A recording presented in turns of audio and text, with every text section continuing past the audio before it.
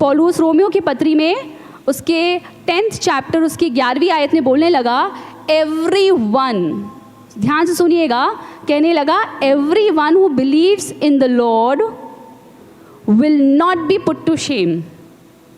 जो कोई परमेश्वर पे, जो कोई, किसी का नाम नहीं लिखा, ये नहीं कैसे विश्वासी या जो लोग परमेश्वर को जानते हैं, जिन्होंने परमेश्वर के बारे में सुना है, जो कोई परमेश्वर पे विश्वास करता है, कि क्या है, आधार क्या है, विश्वास। जो कोई परमेश्वर पे विश्वास करता है वो कभी भी किसी भी सर्कमस्टांसेस में लज्जित नहीं होगा। इस वर्ड को याद रखिएगा ना, इस वर्ड को याद रखिएगा, ये परमेश्वर ने दिया है। मेरे पास एक सवाल है आप सबके लिए, सोच के ईमानदारी से हाथ उठाइएगा या जवाब दीजिएगा।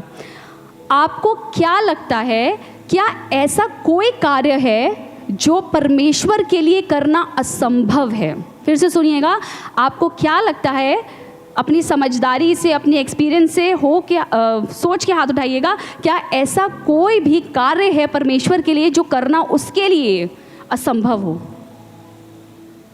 ऐसा कोई कार्य है आपको लगता है? अगर किसी को लगता है कि हाँ ये कार्य असंभव है तो आप अपना हाथ उठा दीजिएगा। किसी का भी हाथ नहीं उठा। तो एक बात तो बड़ी क्लियर हो गई, स्पष्ट हो गई कि यहाँ पे सब विश्वासी बैठे हैं, हम सब विश्वासी बैठे हैं। हम इस बात को बड़े हियाब से कह रहे हैं कि इस बात को हम जान चुके हैं कि ऐसा तो कोई कार्य नहीं है जो परमेश्वर के हाथों से नहीं किया जा सकते, जो परमेश्वर करने में असहाय हो।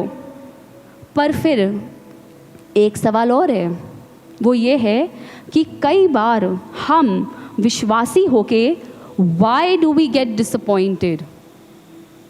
Question mark. Why do we get disappointed in the Lord?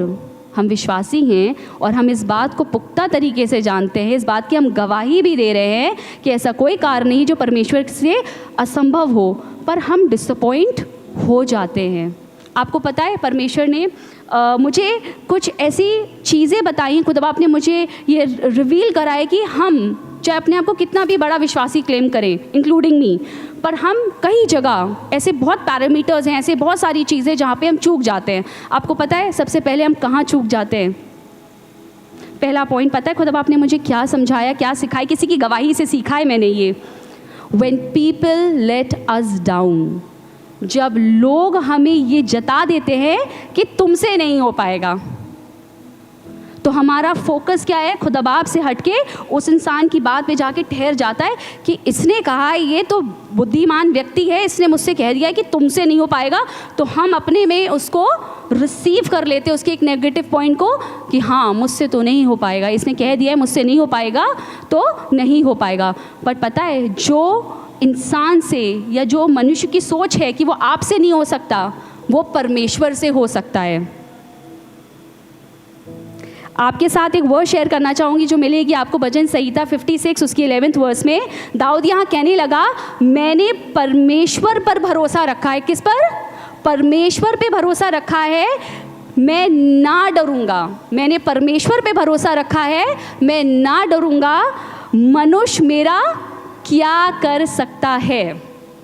उसने इस चीज़ को एक्सपीरियंस कर लिया था अपनी लाइफ में कि दुख तो मेरे पास बहुत है, ऐसे बहुत सारे सिचुएशंस आएंगी जहाँ पे बहुत डर का सामना भी करना पड़ेगा, पर मनुष्य मेरा कुछ कर नहीं पाएगा। मेरे पास सिस्टर निधि की एक बहुत खूबसूरत गवाही है और मैं यहाँ से उनके बिहाफ पे शेयर करना चाहूँगी। खुदा बाप ने बहुत इनकरेज करा है। खुदा बाप लोगों की गवाहियों से, गवाहियाँ बहुत इंपॉर्टेंट होती हैं। जब मैं गवाहियाँ सुनती हूँ तो मुझे बहुत अच्छा लगता है। सिस्टर निधि ने रिसेंटली एक बात शेयर करी थी कि जब भैया का बिज़नेस है वो स्टार्ट करने जा रहे थे, आप बताइएगा अगर मैं सही बोल रही हूँ तो, उन्होंने कहा था ऐसे लोग थे जिनको वो पर्सनली जानती थी, कोई आउटसाइडर नहीं था, कोई बाहर का नहीं था, ऐसे लोग थे जिनको वो पर्सनली जानती थी, बट उन्होंने स्टार्टिंग में ही उनको डिस्करेज कर दिया कि देखते हैं ये कब तक चल पाएगा, ये कब तक आप कर पाओगे। डरा दिया था, डिस्करेज कर दिया था। किसने? लोगों ने डिस्करेज कर दिया था। पर जो परमेश्वर को जानता है, जो परमेश्वर की सामर्थ को जानता है, जो दुआ प्रार्थना करने वाला बंदा होता है, वो कभी भी भयभीत नहीं होता।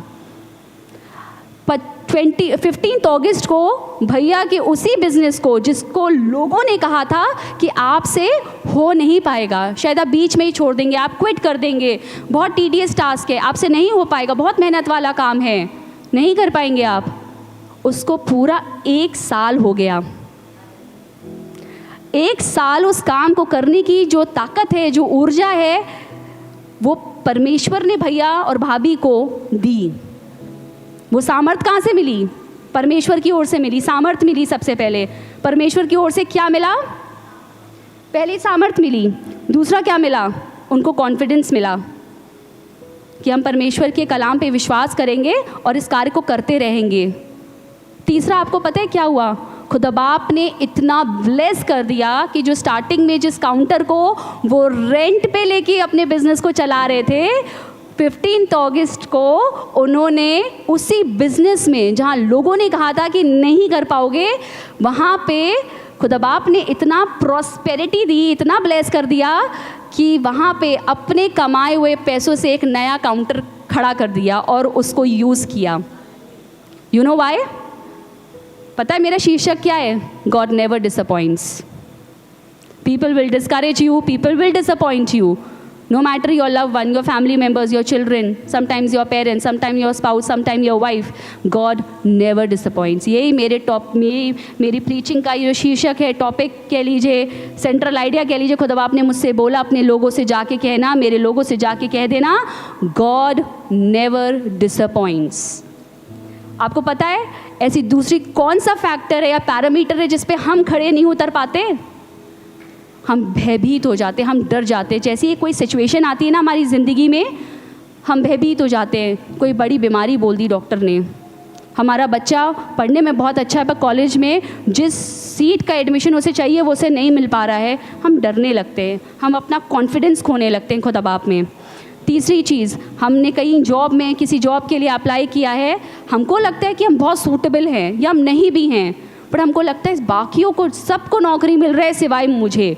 आपकी आत्मा ना कमज़ोर पड़ने लगती है, हम परमेश्वर पे विश्वास करने में पीछे रह जाते हैं।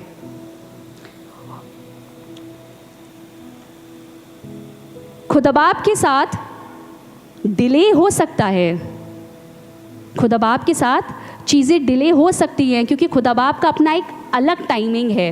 बट हम लोग के अंदर क्या है, एज अ बिलीवर भी हमको सब कुछ इंस्टेंट चाहिए, हमको सब कुछ बहुत जल्दी चाहिए। हमको लगता है खुदा बाप मेरी टर्म्स एंड कंडीशंस पे हमको चाहिए, मैं विश्वास तो कर रहा हूँ कि आप मुझे ये दे सकते हैं, पर मुझे बहुत जल्दी चाहिए, मुझे बहुत जल्दी है। पर खुदा बाप ये बताना चाहता है कि खुदा मैं हूँ, I have my own timing to bless you, my own timing to bless you. Solomon यहाँ पे अपने बेटे को एक बहुत उम्दा शिक्षा दे रहा है, बहुत उम्दा। कहने लगा, नीति वचन के 3 उसकी 5वें आयत में, ये आयत मुझे बहुत अच्छी लगती है। कहने लगा, तू अपनी समझ का सहारा ना लेना। आपने कहीं जॉब के लिए अप्लाई कर रखा है, वहाँ से कोई कॉल बैक नहीं आ रहा है, अपनी समझ का सहारा मत लीजिएगा। बच्चे का एडमिशन नहीं हो पा रहा है किसी अच्छी जगह पे, आप अपनी समझ का सहारा मत लीजिएगा। किसी बीमारी से ग्रसित है, कोई ऐसी बीमारी है जो आपको बहुत परेशान कर रही है, अपनी समझ का सहारा बिल्कुल भी मत लीजिएगा। ही सेज, तू अपनी समझ का सहारा ना लेना। पता है क्यों कह रहा है? क्योंकि सोलोमन ने अपनी बाप की ज़िंदगी में परमेश्वर का बड़ा हाथ देखा है। He was the son of David, king David. उसने क्या कहने लगा? सहारा पता है किसका लेना है? परमेश्वर का। हम अपनी समझ का सहारा लेने लगते हैं, हम ऑफ ट्रैक चले जाते हैं। सहारा किसका लेना है? परमेश्वर का। वरन संपूर्ण मन से यहोवा पे भरोसा रखना। दूसरी चूक हम क्या करते हैं? हम भरोसा तो रखते हैं पर खुदा से हटके अपने दोस्तों पे भरोसा करते हैं, अपने प्रियजनों पे भरोसा करते हैं, अपने फैमिली पे तकिया करने लगते हैं कि अगर मेरे पास आज फाइनेंसेस नहीं है, मैं इससे जाके उधार ले लूँ, मैं इससे जाके मांग लूँ, ये मेरे लिए कर देगी, ये मेरे लिए कर देगा। और वो क्या करते हैं? हमको मना कर देते हैं। आगे कहने लगा, उसी को स्मरण करके तू अपने सब काम करना, स्मरण करके। पर जब हम पे कोई विपत्ति आती है ना, सबसे पहली चीज़ पे जो हम गिव अप करते हैं ना, वो हमारा विश्वास होता है। हम परमेश्वर को ही स्मरण करना भूल जाते हैं। हमको स्मरण क्या याद आता है कि हमारे पास कुछ पैसे कम है, हम जाके दोस्तों से उधार मांग लें, हम अपने इस रिश्तेदार से जाके मांग लें, हमारे बच्चे का एडमिशन नहीं हो रहा है तो हम यहाँ से जाके सोर्स लगवा लें, मेरे बच्चे को कहीं नौकरी चाहिए तो हम इससे कह दें। हमको लगता है कि हमें सारे लोग स्मरण, हम सबको रिमेंबर करते हैं, हम सबको स्मरण करते हैं सिवाय खुदा बाप के। कहने लगा अपने सब कामों में, छोटे से छोटा काम हो चाहे बड़े से बड़ा काम हो, चाहे युद्ध लड़ने जाना है, चाहे ऑपरेशन के लिए जाना है, चाहे किसी भी चीज़ के लिए जाना है, चाहे वकीलों के सामने, चाहे जज के सामने, कैसा भी युद्ध हो, परमेश्वर आपको, हमको हर एक चीज़ में, छोटी से छोटी चीज़ में परमेश्वर को याद रखना है। मेरा बच्चा टेस्ट देने जाता है ना जिस दिन, मैं सुबह प्रार्थना करती हूँ स्कूल में बैठ के कि परमेश्वर मेरे बच्चे को बुद्धि दीजिएगा, आप उसकी मदद करिएगा कि वो टेस्ट लिख पाए। बच्चे डिस्ट्रैक्ट हो जाते हैं ना, पर माँ होके मुझे याद रहता है कि मैंने अपने बच्चे के लिए दुआ करनी है, क्योंकि मुझे पता है दुआ से अगर मैं कहीं भी बैठी हूँ, अगर मैं दुआ करूँगी अपने बच्चे के लिए तो वो सफल ही होके आएगा। आगे लिखा है तब वो तेरे लिए सीधा मार्ग निकालेगा। खुदा बाप हमारे लिए हमेशा सीधा मार्ग निकालता है, हमें कभी भी डिस्ट्रैक्ट नहीं करता लोगों की तरह, कभी भी डिसअपॉइंट नहीं करता, कभी भी निराश नहीं करता। तीसरी चीज़ परमेश्वर ने जो मुझ पे जाहिर करी, परमेश्वर ने मुझे बताया जब हम परमेश्वर को, उसके अनुग्रह को और उसके प्यार को जब हम एक्नॉलेज करना भूल जाते हैं, जब हम उसके प्यार को, उसके अनुग्रह को एक्नॉलेज करना भूल जाते हैं, तब भी हम एक बिलीवर होके ऑफ ट्रैक चले जाते हैं। कैसे? Psalms 46 वर्सेस 1 और 2 में लिखा है, God is my refuge and strength, a very present help in trouble, therefore I will not fear। Dawood कहने लगा परमेश्वर हमारा शरण स्थान और बल है। शरण स्थान, he is our place of shelter. बल क्या है? वो हमारी ताकत है, वो हमारी स्ट्रेंथ है। आगे उसकी लाइन में लिखा है संकट में अति सहज से मिलने वाला सहायक है। ये संकट पता है किसे कहते हैं? जब हमें बुखार हो जाता तो हमें लगता है हम पे संकट आ गया बहुत बड़ा।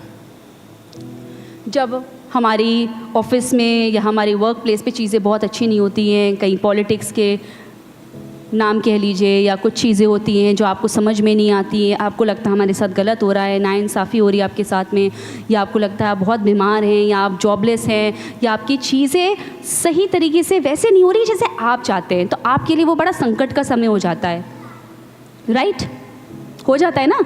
छोटी छोटी चीज़ों में भी आपको लगता है बड़ा संकट है, आपका विश्वास छोटा हो जाता है और आपकी प्रॉब्लम बहुत बड़ी हो जाती है। मैं तो इसको कहती हूँ, मैं जैसे हम अपने फ़ोन पे कुछ जूम करते हैं ना, हमारा विश्वास छोटा हो जाता है, हम अपनी प्रॉब्लम्स को इतना जूम कर देते हैं कि उसको देखते जैसे पहाड़ खड़ा है हमारे आगे। इसका एक परफेक्ट एग्जाम्पल है बाइबल में। जितनी विपत्ति हमको लगती है हम पे बहुत बड़ी विपत्ति आ गई, हमारे पास बिजनेस नहीं आ रहा है, हमारा काम नहीं चल रहा है ना, कुछ लाइफ में अच्छा नहीं हो रहा, बच्चे हमारी सुन नहीं रहे, जितनी विपत्ति अय्यूब ने झेली है ना, he is a wonderful man of God in the Bible, उतनी शायद ही हमने कभी झेली हो, या हमारे अंदर इतना हिम्मत ही नहीं है, शायद इतना हम सोच ही नहीं सकते कि जितनी विपत्ति अय्यूब पे आई थी उतनी हम कभी भी इमेजिन नहीं कर सकते। अगर हम पे आ जाए तो हम तो पहले से घबरा जाएंगे, पहले से हम गिव अप कर देंगे कि भाई हम नहीं कर सकते, ये हमारी बस की बात ही नहीं है। आपको पता है, आप इसको खोल सकते हैं, आपको मिलेगी अय्यूब।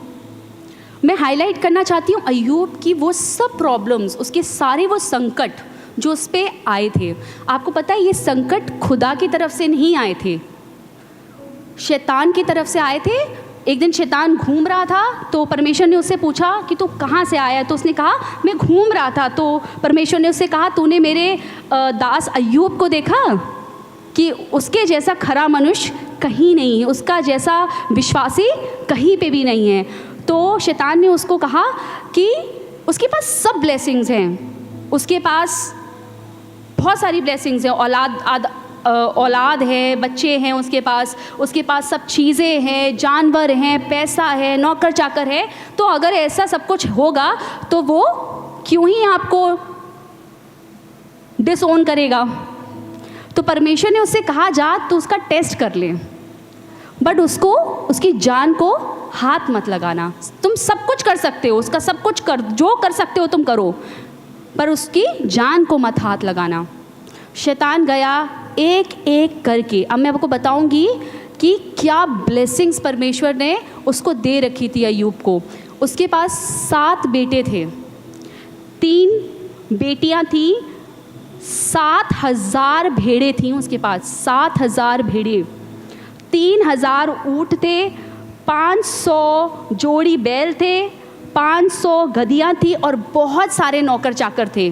Means he had abundant of blessings in his life. ऐसा परखा, इतनी विपत्ति आई, सारे जानवर मर गए, सारे नौकर चले गए। उसमें से एक आके बताता है कि तुम पे इतनी सारी विपत्ति आ पड़ी है, वो भी एक साथ। उसके 7 बेटे, उसकी 3 बेटियां एक साथ जहाँ भोजन कर रहे थे, वहाँ पे घर गिरा, छत गिरी और वो मर गए। उसके बाद भी ख़त्म नहीं हुआ, शैतान का जो कार्य है वह ख़त्म नहीं। उसने कहा ये तो सिर्फ ब्लेसिंग्स हटाई है मैंने। सबसे ज़रूरी जो इंसान सबसे ज़्यादा भयभीत होता है ना, वो अपने शरीर से होता है। एक बार को ब्लेसिंग चली जाए, फाइनेंशियली सारी ब्लेसिंग जो दिखने में लगती हैं ब्लेसिंग्स हैं वो चली जाएं, बट इंसान पता है खुदा पे तब भी गिव अप कर देता है जो फिजिकली वो वीक हो जाता है। अय्यूब पे इतनी विपत्ति आई कि सर से लेके पैर तक पूरे फोड़ों से भर गया था। अब उसकी बीवी ने भी उससे कहा, उसकी बीवी भी एक नेगेटिव नेचर की निकली। उसको इनकरेज करने के बजाय क्या कहती है, अब तो खुदा पे लानत भेज और मर जा तो मर जा। बहुत पीड़ित था, इतनी विपत्ति, इतनी पीड़ा में, इतने संकट में, इसे कहते संकट, हर तरफ से संकट था। शरीर पे संकट था, जिससे शादी करी थी, जिसने कसम खाई थी साथ रहने की, उसने भी साथ छोड़ दिया था। बच्चे मर गए, सब चीज़ें चली गई जो ब्लेसिंग्स थी। जो लोग देख रहे होंगे, सोच रहे होंगे अरे ये तो बिल्कुल गया, ये तो ख़त्म हो गया। उसके विश्वास पे भी सवाल उठा रहे थे। उसके 3 दोस्त आए थे उसको देखने के लिए, पर जैसे ही उसके शरीर को देखा वो पहचान नहीं पा रहे थे ये अय्यूब है, इतनी बुरी स्थिति में। और वो अपने वस्त्र फाड़ के वहीं पर रोने लगे। अय्यूब ने आगे चल के क्या किया, उन 3 दोस्तों के लिए प्रार्थना करी।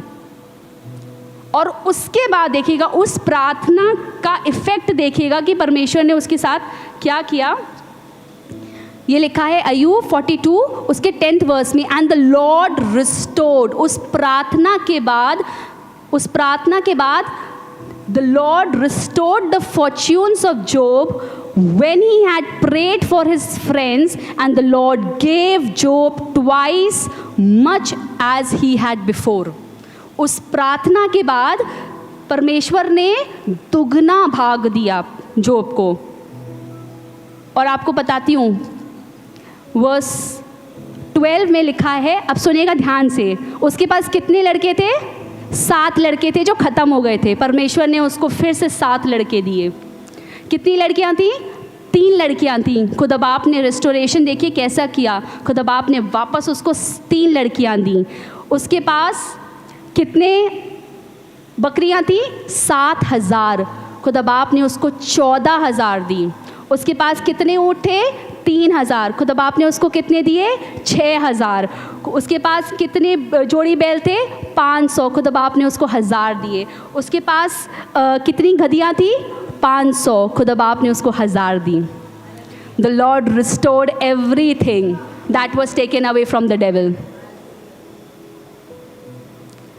You know why? God never disappoints. Disappointments आएंगी तो बहुत तरह से, कभी शैतान लाएगा, कभी लोग लाएंगे, but the Lord never disappoints. खुदा बाप हमसे कहना चाहता है, हमें बताना चाहता है कि जैसे अमन भाई ने अननोइंगली, मुझे नहीं पता था कि वो कहने वाले हैं, तो सोचिए कि कितना परमेश्वर ने इस चीज़ को रखा था उनके दिल में और मेरे दिल में। उनको मेरा सब्जेक्ट नहीं मालूम था, पर उन्होंने कहा था कि हमें निराशा में भी आशा को ढूंढना चाहिए, क्योंकि यू नो वाई?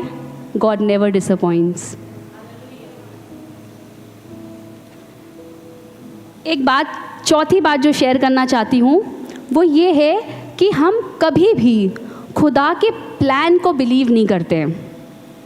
हमको लगता है हम अपनी प्लानिंग से चलेंगे तो हम सक्सेसफुल हो जाएंगे, हमें हर वो चीज़ मिल जाएगी जो हम पाना चाहते हैं हमारी बुद्धि से, हमारे प्लान्स। एक चीज़ शेयर करना चाहती हूँ रिसेंटली। वैसे तो कह सकते हैं कि हमारे लिए बहुत दुख की बात है कि sister Monica lost her father recently on 14 August. पर पता है, मैं बहुत कॉन्फिडेंस से कह रही हूँ, हो सकता है वो वीडियो इसको देखें बाद में, इस प्रचार को, बहुत कॉन्फिडेंस से कह रही हूँ। पता है, जब हम गए थे, sister Nidhi was with us, Aman भाई हमारे साथ थे, मुझे कहीं से भी, पता है, मैं कहीं से भी, मैं आपको सच बात बता रही हूँ, जो स्पिरिट में फील किया था वही शेयर करूँगी, 100% सच। मुझे बिल्कुल भी उस समय अफसोस नहीं हो रहा था। अब आप कहेंगे ये बड़ी अजीब सी बात ये कह रही है यहाँ से पुलपिट से कि कोई खुदा के पास चला गया और इनको दुख नहीं हो रहा था। पता है दुख क्यों नहीं हुआ मुझे? बिकॉज़ खुदा के कलाम में ये लिखा है, जरमाया कहने लगा 29 उसके 11th वर्स में, for I know the plans I have for you declares the Lord. कोई और नहीं कह रहा है, कोई व्यक्ति नहीं कह रहा है, कोई रिश्तेदार नहीं कह रहा है। कौन कह रहा है? खुदा बाप कह रहा है कि जो कल्पनाएं मैंने तुम्हारे लिए करी हैं उन्हें मैं जानता हूँ।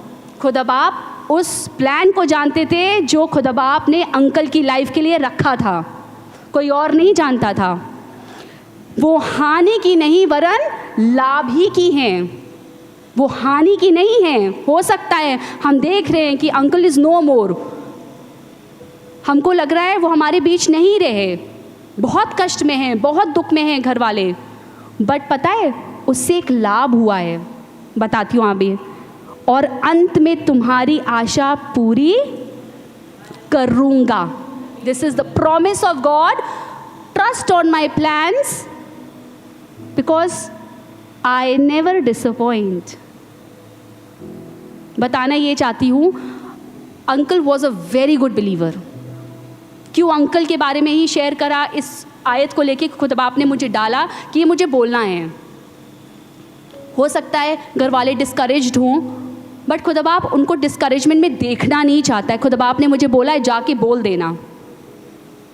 मैं उनसे बात करना चाहता हूँ कि this is not the time to be discouraged और disappointed. I never disappoint, there is no disappointment in me. अगर वो मुझ पर विश्वास करते हैं तो हरगिज़ भी डिसअपॉइंट ना हो। Uncle was a very good believer. 8 साल से, आई थिंक ये 9th ईयर था, उस दिन हम लोग उनके घर पे बात कर रहे थे। Since 9 years he was suffering from cancer. इस एज पे आके when he was about to turn 77 this year, इस एज में आके पिछले 9 साल से कैंसर जैसी बीमारी से, जो सुनने में बहुत डरावनी लगती है, जो लोगों को डरा देती है, उससे जूझ रहे थे। He was a wonderful man of God. Prayer request खुद फ़ोन करके बताते थे कि मेरे लिए दुआ करिएगा, मैं जा रहा हूँ, मैं आ रहा हूँ अपनी कीमो करवा के। परमेश्वर ने 8 साल 9 साल उन्होंने परमेश्वर के हाथ को अपनी ज़िंदगी में, शायद जब से खुदा बाप को रिसीव करा हो वो मैं नहीं जानती, खुदा बाप को जब से भी रिसीव करा हो, अपने बचपन में, अपने यूथ में, जब भी करा हो, परमेश्वर के हाथ को देख लिया था और वो उन्होंने स्मरण रखा, अपने हृदय की पट्टी पे लिख लिया था दाऊद की तरह कि सिचुएशन चाहे कैसे भी भयानक क्यों ना हो, विश्वास तो परमेश्वर पे ही करूँगा। इतना विश्वास करते थे कि कीमो के लिए जाते थे, बहुत निर्बल थे, बहुत दर्द में थे, पर परमेश्वर को हमेशा स्मरण करते थे। हमेशा परमेश्वर उनको वो सामर्थ्य देता था। अब सोचिए 8 साल, जब हम 2 दिन बुखार में होते हैं तो हमारा शरीर कितना निर्बल हो जाता है ना, मैं समझ सकती हूँ। मुझे तो ऐसा लगता है कि बिल्कुल हिम्मत नहीं है कभी कभी। 8 साल 9 साल खुदा बाप ने उनको उस बीमारी में चलाया है और अपने धन्यवादता हर एक खराब परिस्थिति में भी ली है और उन्होंने करी थी। He acknowledged God even in the most weakest times of his life. जब वो फिजिकली वीक थे, जब आत्मा में कभी वीक हुए होंगे, जब फिजिकली वीक हुए होंगे, तो उन्होंने परमेश्वर को स्मरण रखा। ब्लेसिंग की बात ये बताना चाहती हूँ, plans to prosper you and not to harm you. ये विपत्ति तो दिख सकती है, कि uncle is not more, but he is in the best place today with the lord. और वो पक्का जिस तरह से हमने आराधना करी ना, ये शायद कुछ नहीं है, वो उनकी आराधना का स्तर, उनकी आराधना का लेवल ही कुछ और होगा। परमेश्वर के साथ या सामने परमेश्वर को विटनेस करके देख के आराधना कर रहे होंगे। प्लान्स के बारे में बताना चाहती हूँ कि सिस्टर वॉज शेयरिंग कि अंकल के लिए ये वाला जर्नी ही, वो उनकी शायद छोटी बेटी के यहाँ गए हुए थे। This is what they told me. ये गवाही है, आप इसको समझने की कोशिश करिएगा कि परमेश्वर ने ये वाली आयत मुझे क्यों दी, कि परमेश्वर के प्लान्स होते, बट हम विश्वासी समझना नहीं चाहते उन प्लान्स को, हम ट्रस्ट नहीं करते, हमारे पास बड़े ट्रस्ट इश्यूज़ होते हैं, पर तभी हम अपने आप को विश्वासी कह रहे होते हैं कि हम विश्वास तो कर रहे हैं, पर डाउट बहुत जल्दी हमारे दिल में आ जाता है। अंकल की लाइफ का प्लान बताऊँ, 8-9 साल कैंसर जैसी बीमारी, किसको अपनी लाइफ के प्लान में पसंद होगा? अगर आपको एक चॉइस दी जाए तो क्या आप अपनी लाइफ के इस प्लान में कैंसर जैसी बीमारी लिखना चाहेंगे? नहीं लिखना चाहेंगे ना। पर परमेश्वर के प्लान में वो था। 9 साल, उस 9 साल में परमेश्वर ने हर एक दिन उनको ताकत दी, सस्टेन किया, विश्वास में बढ़ाया, कभी गिरने नहीं दिया और बलवंत किया, और दूसरों के लिए एक इंकरेजमेंट बना दिया। हमारे लिए एक बॉडी सीक्स छोड़ गए। मैं सिस्टर से कहती, मैंने कहा सिस्टर निराश नहीं होगा, जो मैंने अंकल की लाइफ से सीखा है ना, वो शायद किताबें भी मुझे आज तक सिखा नहीं पाई हैं और ना कभी सिखा पाएंगी। When he was with his younger daughter, तो वो बहुत अंकल कई बार जाते हैं अपनी कीमोस करवाने, दिल्ली जाते हैं, बट इस बार ना वो आना चाहते थे, अपने घर वापस आना चाहते थे। वो बार बार शायद सिस्टर से कह रहे थे कि मेरी टिकट करा दो, मुझे जाना है। सिस्टर मोनिका वो शेयरिंग 11 या 10 घंटे की जर्नी करके आए थे। एक ऐसा इंसान जो इतना कमज़ोर था उस समय पे, अंकल ने लास्ट में कीमो नहीं करवाई थी। अंकल ने कहा कि मुझे सिर्फ अपने घर जाना है। एंड मैं सोचने लगी, मैंने कहा खुदा बाप, कुछ तो उनके दिमाग में या दिल में आपने डाल दिया था। He knew what was about to happen. या वो कितने डेस्परेट हो रहे थे ना। 11 घंटे की जर्नी करने के लिए भी सामर्थ्य चाहिए आपको। इतनी तकलीफ़ में मुझसे कोई यहाँ से कहे कि मुझे 6 घंटे की नौकरी करने जाना है तेज़ बुखार में, तो शायद मैं उस दिन छुट्टी ले लूँगी। मैं बोलूँगी कि नहीं, मेरे अंदर तो इतना बल ही नहीं है कि मैं 7 पीरियड खड़े होकर पढ़ा दूँ। Right. He travelled for 11 hours. खुद बाप उनको सुरक्षित उनके घर तक लाया। This was in the planning of God. हम लोग सिस्टर निधि और मैं बात करने लगे। मैंने कहा sister, I am very amazed कि खुदा बाप के क्या प्लान्स होते हैं। देखने में तो बहुत दुख की घटना है कि uncle is no more, but मैं उस प्लान को समझ पा रही हूँ कि खुदा बाप ने उनकी उस आखिरी डिज़ायर को किस तरह से एग्जीक्यूट किया। जैसे कहते हैं ना, the lord will fulfil all the desires of your heart. खुदा बाप शायद अंकल की आखिरी में यही डिज़ायर रही होगी कि उनको अपने घर जाना है। सबको अपने घर से बहुत प्यार होता है, कोई अपने घर से ज़्यादा दूर नहीं रह पाता है, चाहे कहीं पे भी हो, बट हमको अंत में अपना ही घर अच्छा लगता है। खुदा बाप आपने उस डिज़ायर को कैसे पूरा किया। 11 घंटे की जर्नी करने की सामर्थ्य। आंटी भी बहुत फिज़िकली स्ट्रॉन्ग नहीं है, आंटी भी फिज़िकली स्ट्रॉन्ग नहीं है। इस एज पे हम ये नहीं कह सकते कि वो अपना 100% दे सकती थी, बट मैंने ये सोचा अगर अंकल की तबीयत रास्ते में कहीं ख़राब हो जाती उस ट्रेन में, तो फिर वो क्या करते। और आंटी अंकल ही थे तो क्या करते। बहुत मुश्किल होता ना अगर कोई ऐसी नेगेटिव चीज़ रास्ते में ही हो जाती ट्रैवलिंग के दौरान, तो आंटी अकेले क्या कर पाती। आंटी को कौन संभालता, अंकल को कैसे वापस लाते, बहुत मुश्किल हो जाता ना। पर परमेश्वर के प्लान में ये मुश्किलें थी ही नहीं, क्योंकि जाते जाते भी खुदा बाप ने अंकल की इस डिज़ायर को पूरा किया। सलामती से उनको उनके घर पे लेकर आया और फिर अपने पास बुला लिया।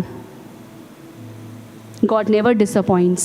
This is not a point of discouragement कि आज अंकल हमारे बीच में नहीं हैं। खुदा बाप के पास है, बहुत अच्छी जगह पे, और खुदा बाप ने अपने हाथ को अंकल की लाइफ पे आखिरी तक जाहिर कराए, आखिरी तक जाहिर कराए कि मैं इस आखिरी इच्छा को भी पूरी करूँगा और सलामती से मैं इनको इनके घर पे लेकर आऊँगा। कि इनको कोई भी तकलीफ, कोई भी परेशानी, कोई भी स्ट्रेस ना हो। पर क्या हम इस हिसाब से कह सकते हैं परमेश्वर हम तेरे प्लान पे विश्वास रखते हैं, हम अपने प्लान पे विश्वास रखते हैं।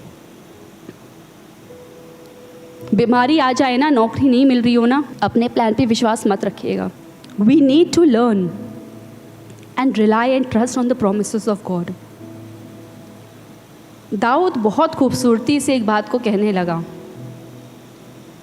चख के देखो कि यहोवा कैसा भला है। Oh taste and see that the Lord is good. कौन बोल रहा है? दाऊद बोल रहा है। था कौन? चरवाहा था। खुदा की सामर्थ ने ऐसा उठाया कि राजा बना दिया, ऐसी सामर्थ से भर दिया कि शेर को मार गिराया था।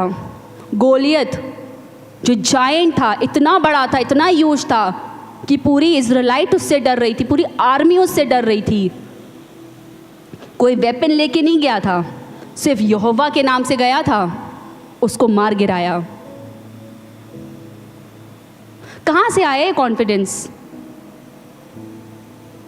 कितनी बार जंग में उतरा था दाऊद, बहुत विरोधी थे दाऊद के, बहुत विरोधी थे। कितनी बार परमेश्वर ने अपना बड़ा हाथ बढ़ा के उसको बचा के उसको एक नई ज़िंदगी दी थी। परमेश्वर दाऊद अपने हर भजन में परमेश्वर की बहुत तारीफ करता था। कॉन्फिडेंस कहाँ से आया? परमेश्वर ने दिया था। शेर को मार गिराया, गोलियत को मार दिया, था भी कुछ नहीं, भेड़ चलाता था, चरवाहा था, राजा बना दिया। अगर आपको लगता है ना कि आप ज़िंदगी में कुछ नहीं हैं, अगर आपसे लोग कहते हैं कि तुम कुछ कर नहीं पाओगी, तुम्हारा बच्चा कुछ कर नहीं पाएगा, रिसीव मत करिएगा। खुदा के प्लान को ट्रस्ट करिएगा और खुदा से कहिएगा, खुदा बाप I trust in your plan. मैं तुझे स्मरण रखूँगा हर एक चीज़ में, हर एक चीज़ में। और आप देखिएगा खुदा बाप जहाँ पे आप सारी अपनी तकलीफ़ों में, जब आप अपना सब कुछ कर चुके होंगे ना, आप अपनी सारी ताकत झोंक चुके होंगे। मैंने देखा है संसारिक लोगों को, मैंने ऐसा करते हुए देखा है, जब किसी सिचुएशन में फंस जाते हैं ना, किसी भी सिचुएशन में, बुरी से बुरी सिचुएशन में, अपनी सारी ताकत झोंक देते हैं। जितने रिसोर्सेज होते हैं, जितने सोर्सेज होते हैं, सबको फ़ोन कर देते हैं, सबको कॉल कर देते हैं, कोई होता नहीं है उनके साथ में। एंड में परमेश्वर के भवन में आ जाते हैं। मैंने ऐसे बहुत सारे लोगों को देखा है। परमेश्वर में कभी भी डिस्करेज मत होइएगा। खुदा बाप आज हमको ये बताना चाहता है कि अगर हम इस बात को दिल से क्लेम करते हैं, जैसे हमने स्टार्टिंग में हाथ उठाया था ना उस सवाल पे, कि ऐसा कोई कार्य नहीं जो हमारे परमेश्वर से नहीं हो सकता। इसको अपनी दिल की पट्टी पे कहीं लिख लीजिएगा दाऊद की तरह, कि ऐसा कोई कार्य नहीं जो मेरे परमेश्वर से नहीं हो सकता। वो सब कुछ करने में सक्षम है। He is able to do everything for me. वापस उस पहली आयत पे आना चाहती हूँ जो मैंने आपको रोमियो से बताई थी। Every one who believes in the lord will never be put to shame. जो कोई परमेश्वर पे विश्वास करेगा वो कभी भी किसी भी सिचुएशन में लज्जित नहीं होगा। The answer is very simple. God never disappoints. मैं विश्वास रखती हूँ कि परमेश्वर के इस वचन से आपको बहुत आशीष मिली होगी। मुझे बहुत एक सेल्फ रियलाइजेशन हुआ कि पिछले सालों में ऐसी बहुत सारी ऐसे फैक्टर्स, ऐसे पैरामीटर्स थे जो परमेश्वर ने मुझे दिए और मैं उनमें गिर गई। परमेश्वर ने सिखाया है, बट यकीन मानिए चाहे परिस्थिति खराब हो, चाहे मौत का सामना क्यों ना करना पड़ रहा हो, चाहे बिजनेस कितना भी नीचे क्यों ना गिर गया हो, चाहे प्रॉस्पेरिटी कहीं दिखाई नहीं दे रही आंखों से, चाहे बच्चा पास होता दिखाई नहीं दे रहा है, उसको कभी रिसीव मत करिएगा। खुदा बाप में कभी डिसअपॉइंट मत होइएगा, क्योंकि जो खुदा बाप हमारे लिए रखता है ना, उससे खूबसूरत चीज़ और कोई भी नहीं होती, कोई भी नहीं होती। When Lord did not bless me with a child, ना पता है सबसे इतने सालों से मेरा कॉन्फिडेंस बड़ा हाई था, परमेश्वर तो देगा, परमेश्वर तो देगा, परमेश्वर तो देगा, I trust on you Lord, you will bless us. पर जिस दिन एक बिलीवर ने आके जिस दिन एक बिलीवर जैसे सिस्टर निधि को एक सामने से आगे किसी ने ट्रिगर कर दिया, मुझे आके उस विश्वासनी ने इतना कह दिया था, you need to check your faith. करेगा परमेश्वर, you need to check your faith. उस दिन मैं घर जाके बहुत रोई थी, घुटनों पे बैठ गई थी और बहुत रोई। मैंने कहा खुदा बाप, मैंने इतना विश्वास रखा है, आज तक इस बात को रट रही हूँ, खुदा बाप देगा तो तू ही, देगा तो तू ही। पर ये डिस्करेजमेंट मुझे किसी सामने वाले ने दे दी है, आपसे नहीं मिली है मुझे। अभी आपने मना नहीं किया है मुझे, सामने वाले ने मना कर दिया है कि you need to check your faith, कि आप लोग तो पास्टर्स हो और आपके पास औलाद नहीं है। इस तरह का ऐसी बातें हमने सुनी हैं। बहुत डिस्करेजमेंट होता था कि आप कैसे दुआ कर सकते हैं, इनकी दुआ क्या काम भी करेगी, इनके पास तो खुद औलाद नहीं है। ये मैंने सुना है, विश्वासियों से भी सुना है। कोई भी आपको कैसी भी बात क्यों ना कह जाए कान में, अपनी दिल की बात सिर्फ खुदा के आगे रखिएगा, चाहे छोटी से छोटी हो और चाहे बड़े से बड़ी। खुदा बाप आपको कभी डिसअपॉइंट नहीं करेगा। मैंने कई बार प्रार्थना में भी नहीं, शायद बड़े विश्वास से ऐसे कह देती हूँ, खुदा बाप प्लीज़ ये मेरे लिए कर दीजिएगा, खुदा बाप प्लीज़ मुझे इसमें आपकी मदद चाहिए, क्योंकि मैं नहीं कर सकती। खुदा बाप मेरे लिए कर देता है। खुदा बाप ने मुझे कभी डिसअपॉइंट नहीं करा है, कभी भी नहीं करा है, और ना आपको करेगा। अगर हम अपनी ज़िंदगी को देखें ना, मेरी एक आदत थी जो मैंने अब प्रैक्टिस करना छोड़ दिया है, बट बहुत अच्छी आदत थी। जब मैंने परमेश्वर को अपने यूथ टाइम से और क्लोजली जाना, और खुदा बाप ने मुझे विश्वासियों की ना मंडली में जैसे लाके बिठा दिया था। मैंने बताया था मेरा बचपन कैसा था, बहुत आइसोलेटेड था, बहुत अकेलेपन में मैं रही हूँ बचपन में। खुदा बाप ने मुझे बचपन से ही ऐसे लोगों के बीच में लाके बिठा दिया जो सब विश्वासी थे। मैं सही बता रही हूँ। ऐसे जब आईटी में पढ़ती थी तब ऐसे लोग टीचर्स के बीच में बिठा दिया था जो बहुत अच्छी विश्वासियाँ थीं।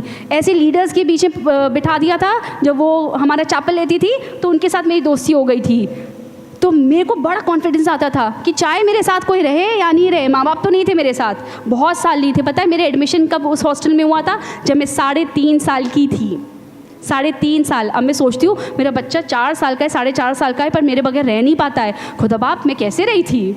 खुदा बाप मुझे बता रहा था कि मैं तेरे साथ था, मैंने तुझे एक बच्चे की तरह, अपने बच्चे की तरह, हम खुदा के बच्चे हैं, मैंने तुझे उठा लिया था, मैंने तुझे संभाल लिया था, और मैंने तेरे लिए चीज़ों को प्लान करके रखा था। मैंने तो कभी भी किसी भी उसमें नहीं सोचा था कि मेरी शादी कभी भी पादरी से होगी। मैंने ये सोचा था, कभी नहीं सोचा था मेरी शादी लखनऊ में भी होगी। मैं तो अपनी दुआ बता रही हूँ। मैं कहती थी खुदा बाप मुझे ना एक नेगेटिव लगने लगा कि मैं हमेशा लखनऊ में क्यों आ जाती हूँ। मेरी बचपन से स्कूलिंग लखनऊ में हुई, उसके बाद मुझे वापस आईटी भेज दिया गया। 8 साल में आईटी में रही। मैंने कहा किसी और शहर में भी नहीं भेजते, वापस लखनऊ भेज देते हैं। सच में मैं कहता किसी से भी शादी करूँगी, लखनऊ के लड़के से नहीं करूँगी। मेरे खुदा बाप लखनऊ में शादी मत करवाइएगा। खुदा बाप ने कहा तुम्हारे प्लान अपने पास रहने दो, मेरे प्लान बहुत अलग है तुम्हारे लिए।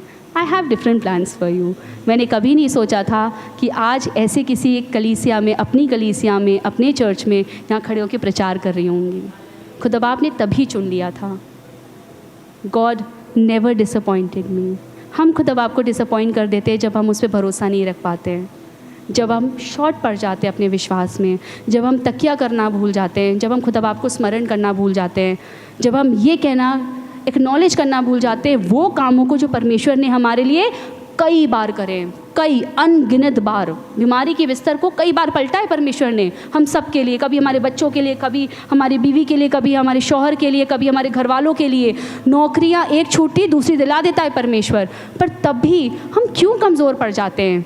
हमें लगता है अब हमारा बिज़नेस चल नहीं रहा है, वो पहला वाला प्रॉफिट आ नहीं रहा है। इसलिए नहीं आ रहा है क्योंकि हम खुदा बाप को एक्नॉलेज नहीं कर रहे हैं, खुदा बाप को स्मरण नहीं कर रहे हैं। खुदा बाप के सामने चले जाइएगा, कभी कोई प्रोजेक्ट चाहिए होगा ना, खुदा बाप के सामने जाइएगा, लोगों के सामने मत जाइएगा। खुदा बाप के सामने जाके घुटने टेक के कह दीजिएगा खुदा बाप मैं तेरे को स्मरण करके इस काम को कर रहा हूँ।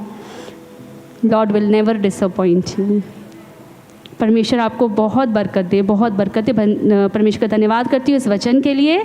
चाहे शैतान ने गले को कितनी बार भी रोका हो, पर खुदा बाप ने मुझे उस आत्मा से भर के भेजा था कि अपने लोगों को कह दो कि मुझ में कभी भी नाउम्मीद ना रहें, मैं उनके साथ हूँ। खुदा आपको बरकत दे।